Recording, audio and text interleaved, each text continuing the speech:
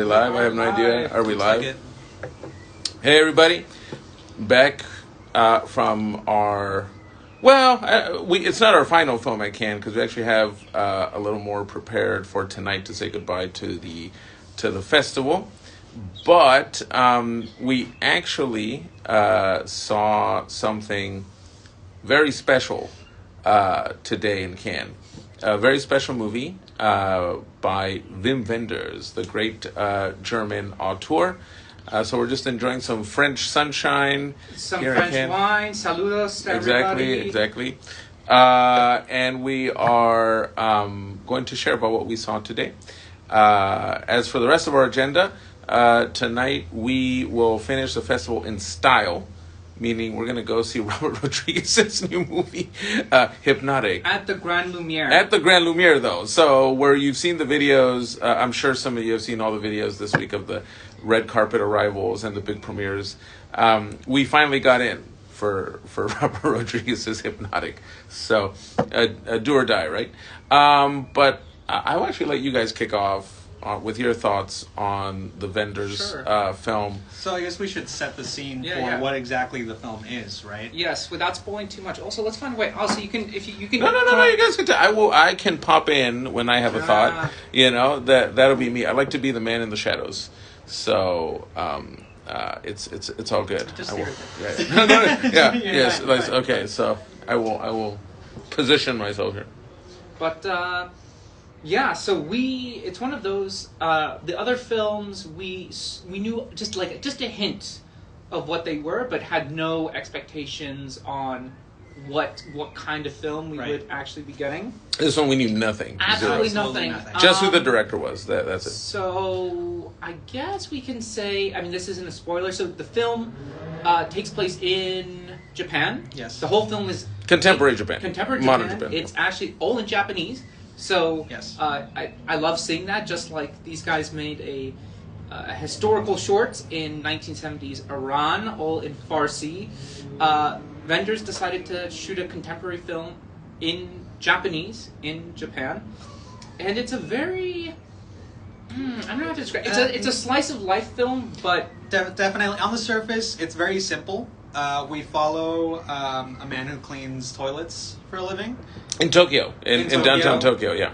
And we follow him throughout, 3 or 4 days? 4 days, something 4 like days. Basically a week. Like 2 weeks of his life. Yes. And so we kind of never leave his side.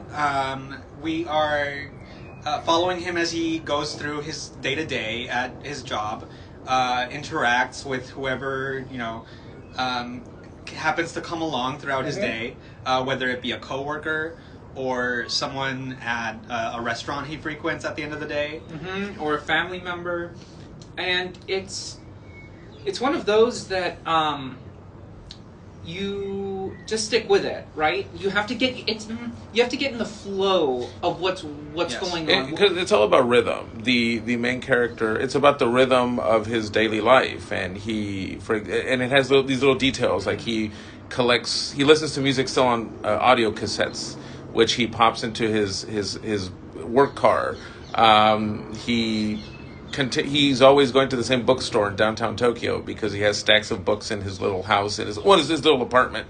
And he seems to live a very content, solitary life. Yes. With a routine, right? As you said, right. He likes to go to this little 2 bars, one, I guess, at the end of the week, one after his work day. Everyone knows him. Right. He's a man of few words. And I guess kind of the theme of the film is the balance between your solitude and enjoying time with yourself, but also valuing the company of others, right? These inherent contradictions in our life and how they actually work together. And something that the film makes clear is that it's also about how we, in our solitude, we live in our own private worlds. And when we go out and venture into the world, that's all of our collective worlds kind of merging into one or meeting somewhere in the middle, creating a vast network. And sometimes they meet, sometimes they don't. And I feel, for me, the thesis of the film is that maybe you're alone, but you're not always alone. Right. And there's also this wonderful touch of the way Wenders uses music in ways that are subtle but still connect to the story. So the name of the movie is Perfect Day, and Perfect Days. Perfect Days, and I say Perfect Day because he uses Lou Reed's song Perfect Day as a kind of driving motif throughout in certain parts of the movie, but at the same time he uses music by Van Morrison. Songs like House of the Rising Sun, The Animals. It opens with that. Exactly, and but it's not manipulative or on the nose as like in most big Hollywood blockbusters. It's more like the new Barbie movie, right? Right. This is more about the texture of his daily life. It's more about it's baked into his character. Yes. Right? Yes. Well, these are the songs he likes, It and feels it's what very he reflective listens to, and honest. It feels very much like you're going on a ride with him, Yeah. and you happen to pop in a tape in his cassette player.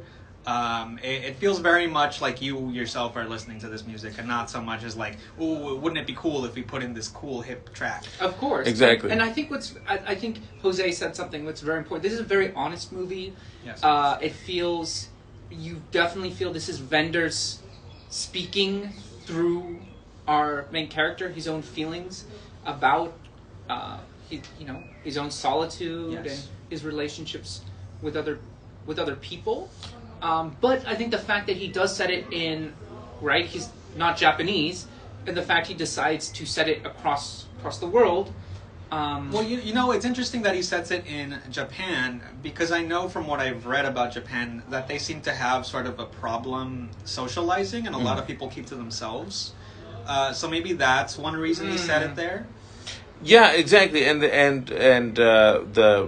the universal elements of combining that with a story that has to do with how people in solitude, they're not necessarily always running from things, but they need to be at peace because of certain things, which we find out later gradually when we get to know hints about his background.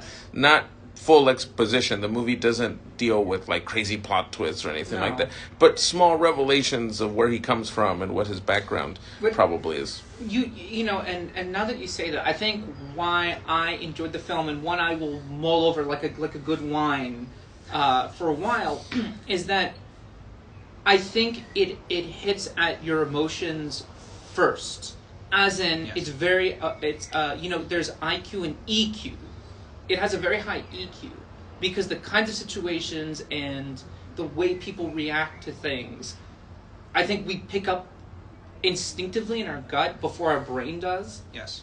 And the film plays on that very well. It's made by a man who is very much in touch with, I guess, himself, the people around him, and is able to craft very dynamic. I mean, it's almost documentary-like, as if all the characters in the film are just real people he Yes. picked off the street. I mean, obviously the actors are real, but I mean, literally just pluck someone off and then put them in the film, much like a movie like Under the Skin did. Well, what's great about the film is that we meet so many different characters, and they all have a great personality. And even if they're annoying, once you find the absence of them, you find something missing. Mm-hmm. Yeah. Yeah. And every scene that comes by and we meet a new character, we don't necessarily get to know them, but we know through small interactions with our protagonist that what kind of relationship they may have with him, what kind of person they may be.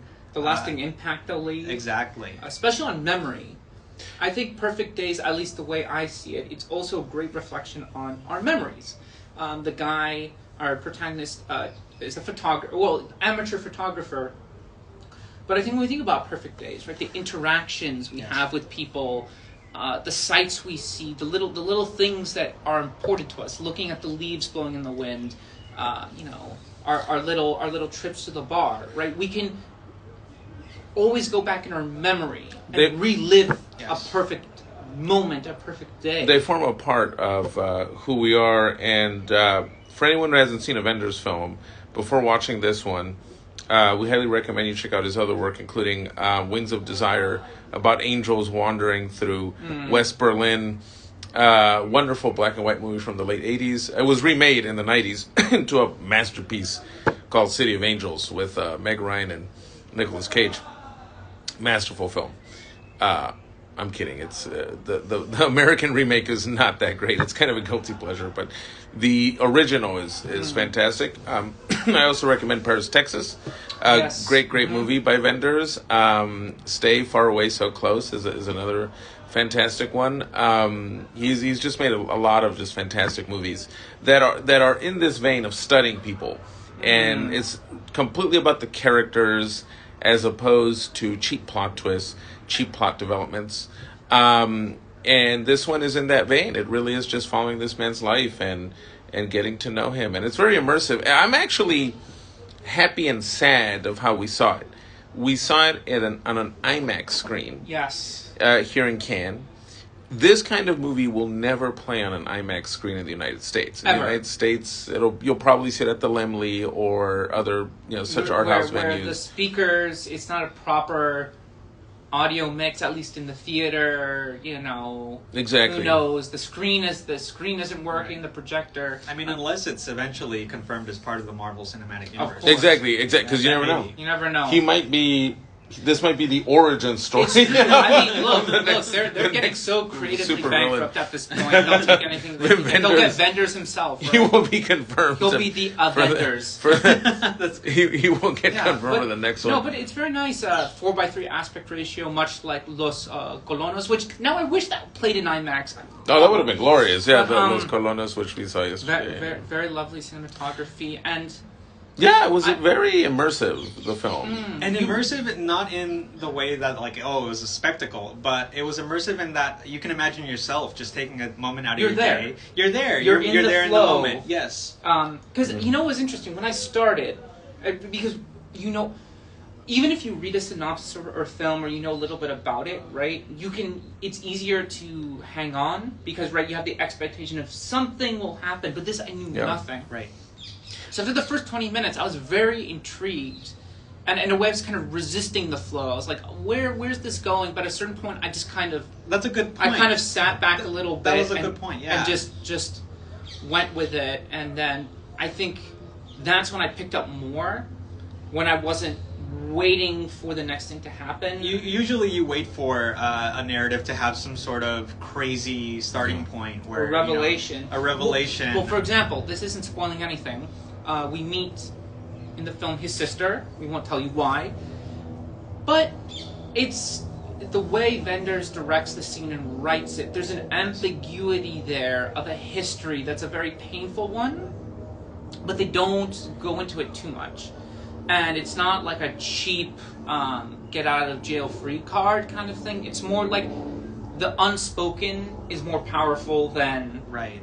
overdoing the dialogue. Yeah. And it again, much like what the film is doing with the character, it sits with us for the rest of the film. Right. Till the very last few minutes, which are, I almost brought a little tear to the eye. It's one of the best, close-ups. Oh, it's a wonderful. It's just amazing. performance. What was the song? I'll actually say, what was the song that closed? It was perfect. It's fantastic. I will say that's a common trend in the last few films we've seen here at Cannes. They've had great endings. Yes. They've had fantastic closings. Great, because sometimes an ending good scene. day. Yeah. It's, no, I'm feeling good. I'm feeling That's good. the name of the song. Yes, Nina yes, Simone, later covered by the always amazing Michael Bublé. And Muse. I'm kidding again. No, Muse did a very good cover of it. Muse covered it?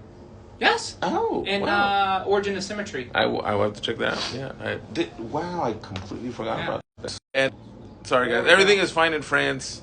Shout out to our friends that have joined. There's James. There's James Powell. Cheers, everybody. James over there in America. There's Nerdle, Nerdle, and Clementra. Yes.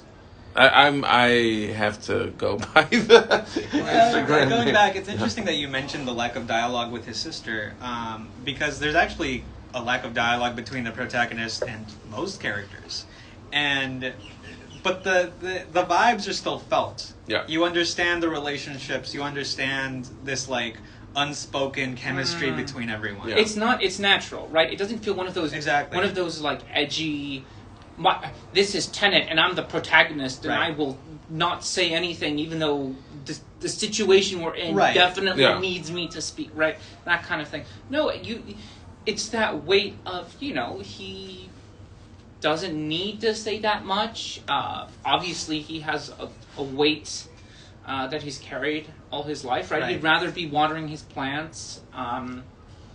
It is a movie about the little things, which is again why I think it's perfect. He chose that Lou Reed song, because that Lou Reed song, "Perfect Day," it's really about that, the little things, and enjoying a day for what it is, and the little joys you can get out of a day. But more than just the little joys, it's on a fundamental level appreciating that they're around us and really Yeah. taking the time to make something more of it. And on top of that, it's about how these little things cross between us. Yeah, Create like cross borders between two different people. It's about how we can meet in the middle, and forge like connections no Yeah. matter what. At a molecular level, it can be Sure. about shadows on the ground. It can be about leaves rustling in the wind. It's literally about anything. Cassette tapes and acknowledging that, people come and go in life for long periods of time, for short periods of time. It's also about change. Yeah. And there's a great line in the bar yeah, when the bartender, she's called Mama, says, "I wish things could stay the same forever." yeah. Yes, it's the dialogue in this film, Perfect Days, is a great example of subtlety. Wim Wenders knows how. It's amazing how it's a very simple film visually and yet very rich, because he says so much with just an expression, with just a shot of the protagonist driving through Tokyo. The way we get to know everything we need to know about his home when he just arrives home and puts away his books and plays music or puts away his music, and the fact that he's comfortable enough. They don't have to explain why he likes cassettes, Yeah. for example. He doesn't monologue. He just the car. it's just who he is. There's no dramatic backstory, as far as we know. Yeah. Not at all. No, nothing. You pick up through contextual clues and Yeah. through What's some going on? people are having a good time. Yeah, we're in a great spot here in Cannes, an apartment. But let's give you guys just a little tour. This is where we've been staying here in Cannes, France. As you can see. Absolutely gorgeous. Beautiful day too. Yeah, it's great stuff, and it's been fantastic. And we have some neighbors can get a little rowdy, so you may hear them. But yeah, from as you time said, to time. it's the unspoken, and because the actors are so good, you buy into the relationships very quickly. Yes. At the toilet cleaning company, I don't know if he owns it or is part of it. The person he's working for, the moment he shows up, the first two words you're like, I get who this character is. Yes. I get who this character is. Yeah. Wonderful movie. We highly gorgeous movie. recommend it. Perfect Days by Wim Wenders. Tonight, we're doing Hypnotic by Robert Rodriguez here at the big theater in Cannes where they do all the big premieres. Here's hoping they don't turn us away because our jeans are made of are the wrong brand, Right? or our hair isn't slicked back the wrong way. Yeah, you never know out here. They're actually pretty wacky. We're half kidding. They actually do get very wacky out here over dress code. If it's not the belt, it's the shoes. If it's not the shoes, it's the pins. So yes, See the movie. It's and yeah. I guess overall thoughts. I know we'll share some more. I don't know, either in the wee hours of the morning or tomorrow as we stumble our way to the airport or something. We'll share Hypnotic, but I think overall, So far, I'm very happy with the selections of films we saw. Yes. I know there's one called Falling Leaves, which is supposed to be very good. supposed to be very, very good. Yeah, we missed a couple of the biggies, of course. Like Indiana Jones, of course. yeah, Man, Killers God, of the so Flower sad I Moon. missed didn't that. get here in time for that. Oh, darn it. Yeah, there's too much going on. I can't. And if you tuned in yesterday, you saw Jose caught Asteroid City. So we have been finding some gems, too, as well out here. Well, everybody, Perfect Days by Wim Wenders. Be on the lookout for it when it hits the States. We will continue to enjoy what little is left today of Canned Sunshine. And then we'll make our way back down with a good to Mr. Bordeaux. And then, yeah. When in France. But we will see you all soon. So this is Breaking the 180. Yeah. Signing Cheers. off. Cheers. Till next time.